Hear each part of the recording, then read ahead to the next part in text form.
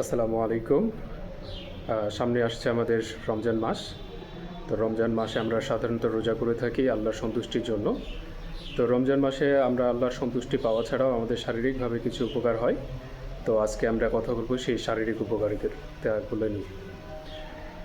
আমাদের যে রোজা থাকি সে রোজা থেকে আমাদের হজম প্রক্রিয়া সাধারণত উন্নত হয়। রোজার সময় আমরা দীর্ঘ সময় খাবার গ্রহণ না করায় আমাদের পরিপাকতন্ত্র যেইটা আছে সেটা সাধারণত বিশ্রাম নিতে পারে। ফলে আমাদের হজমতন্ত্র আগের তুলনায় বেশি কাজ করতে পারে এবং এক্ষেত্রে আমাদের সাধারণত অ্যাসিডিটি, গ্যাসের সমস্যা, এই জাতীয় যে সমস্যাগুলো আছে সেই সমস্যাগুলো অনেকাংশে কমে যায়। আমাদের হজম প্রক্রিয়া ভালো হওয়ার ফলে আমাদের কোষ্ঠকাঠিন্যতা যে সমস্যাটা আছে সেই ধরনের সমস্যা সাধারণত আমাদের দূর হয়ে যায়। আমাদের শরীর থেকে ডিটক্সিফিকেশন এই ঘটনাটা ঘটে থাকে। এটার কথার মানেটা হচ্ছে যে আমাদের শরীর থেকে অতিরিক্ত যেসব টক্সিন পদার্থ উপাদান তৈরি হয় সেগুলো আমাদের শরীর থেকে অটোমেটিক্যালি বের হয়ে যায় রোজা থাকার ফলে। তো আমাদের শরীরে রোজা থাকার ফলে আরেকটা ঘটনা ঘটে, সেটাকে বলে থাকে অটোফ্যাগি। এই অটোফ্যাগির কথাটার মানে হচ্ছে যে এটা আমাদের শরীর থেকে যে টক্সিন পদার্থ আছে সেই টক্সিন পদার্থগুলো আমাদের শরীর থেকে বের করে দেয়, নিজে নিজে পরিষ্কার করে ফেলে। এছাড়া লিভার ও কিডনি ভালোভাবে কার্যক্রম চালিয়ে যেতে পারে এবং বর্জ্য পদার্থগুলো অপসারণ করতে পারে, যেটা আমাদের জীবন যাত্রায় খুব একটা গুরুত্বপূর্ণ ভূমিকা পালন করতে দেখা যায়। এরপরে যখন আমরা রোজা থাকি তখন আমাদের ওজন নিয়ন্ত্রণে সহায়তা করে থাকে এবং আমাদের মেটাবলিজম অর্থাৎ বিপাকীয় প্রক্রিয়া যেটা আছে সেটাকে ত্বরান্বিত করতে সাহায্য করে।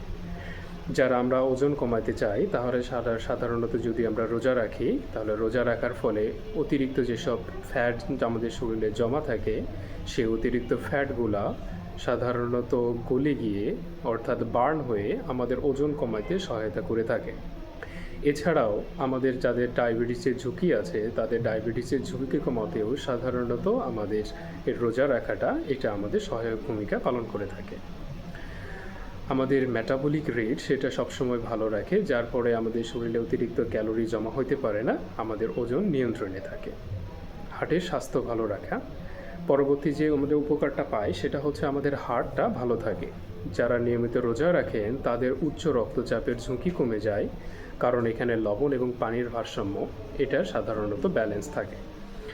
এরপরে আমাদের শরীরে যে অতিরিক্ত কোলেস্টেরল থাকে এবং খারাপ কোলেস্টেরল যেটা থাকে এলডিএল, সেই এলডিএলের ঝুঁকিটা বা এলডিএলের পরিমাণ রোজা থাকার ফলে আমাদের শরীরে কমতে থাকে এবং ভালো যে কোলেস্টেরল এইচডিএল বলে থাকি সেই এইচডিএলের পরিমাণ আমাদের শরীরে বাড়তে থাকে। তো এক্ষেত্রে আমাদের সাধারণত হৃদরোগের যে ঝুঁকিটা আছে সেই হৃদরোগের ঝুঁকি কমে যায়, কারণটা হচ্ছে আমাদের শরীর থেকে অতিরিক্ত যে কোলেস্টেরল আছে সেটা আমাদের শরীর থেকে ঝরে যায়। যখন আমরা সাধারণত রোজা রাখি তখন এই রোজা রাখা আমাদের রোগ প্রতিরোধ ক্ষমতা বা ইমিউনিটিকে বৃদ্ধি করে।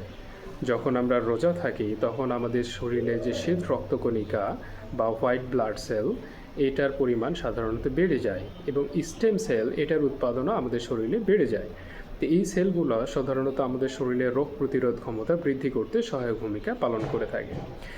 এছাড়াও যখন আমরা সাধারণত রোজা রাখি তখন আমাদের শরীরে যদি অতিরিক্ত পরিমাণ কোনো ইনফ্লামেশন থাকে, প্রদাহ থাকে, সেটাও সাধারণত আমাদের শরীর থেকে কমে যায়। রোজা থাকার ফলে আমাদের শরীরে অ্যান্টিঅক্সিডেন্ট তৈরি হয় বা বৃদ্ধি পায়, যেটা সাধারণত কোষের অতিরিক্ত ক্ষতিগ্রস্ত হওয়া থেকে কোষকে আমাদের শরীরের কোষগুলোকে প্রতিরোধ করে থাকে এবং আমাদের রোজা থাকা সাধারণত অ্যান্টি এজিং হিসাবে কাজ করে। আমরা যদি রেগুলার রোজা করি তাহলে আমাদের শরীরে যে বার্ধক্যজনিত যে সিমটমসগুলো আমাদের শরীরে অ্যাপিয়ারেন্স হয় বা দেখা যায় সেই ধরনের সিমটমসগুলো ধীরে ধীরে কমতে থাকে। এরপরে যে আমাদের যে বিষয়টা উপকার পাই সেটা হচ্ছে আমাদের ব্রেইন ফাংশন উন্নত করে থাকে। যখন আমরা রেগুলার রোজা করি বা ফাস্টিং করি সেক্ষেত্রে আমাদের একটা ইম্পর্টেন্ট একটা প্রোটিন তৈরি হয়, সেটাকে বলা হয় বিডিএনএফ সংক্ষেপে, ব্রেইন ডিরাইভড নিউরোট্রফিক ফ্যাক্টর। এই যে আমাদের ফ্যাক্টরটা প্রোটিনটা উৎপাদিত হয় যেটা সাধারণত আমাদের স্মৃতিশক্তি বা মেমোরি এটা বৃদ্ধি করতে সহায়তা করে। স্ট্রেস এবং দুশ্চিন্তা এই দুইটা সাধারণত কমাইতে সহায়তা করে, নতুন নতুন নিউরন তৈরিতে সহায়তা করে, যেটা আলঝেইমার এবং পার্কিনসন রোগ এটা মস্তিষ্কজনিত সাধারণত রোগ হয়ে থাকে। এই ধরনের রোগগুলো থেকে প্রিভেন্ট করতে বা প্রতিরোধ করতে আমাদের সাধারণত সাহায্য করে থাকে। এবং যারা সাধারণত আমরা রোজা রাখি তাদের ত্বকের স্বাস্থ্য ভালো রাখতে এই রোজার উজ্জ্বল সাধারণত গুরুত্বপূর্ণ ভূমিকা পালন করে থাকে।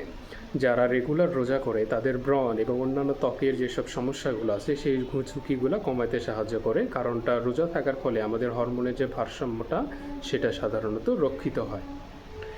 এরপরে গবেষণায় দেখা গেছে যে অনেক সময় উপবাস বা ফাস্টিং বা রোজা যাই বলি না কেন, এটা সাধারণত আমাদের লাইফ স্প্যান অর্থাৎ আমাদের জীবনীকাল বাড়াইতে সহায়তা করে।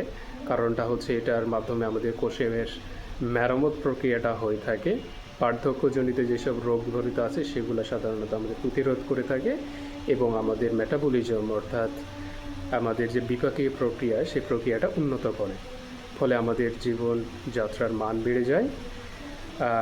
এগুলো হচ্ছে আমাদের এক্সট্রা বেনিফিট, যেগুলো আমাদের সৃষ্টিকর্তার সন্তুষ্টি অর্জনের পাশাপাশি আমাদের শরীর উপকার পেয়ে থাকে। ঠিক আছে, ধন্যবাদ সবাইকে।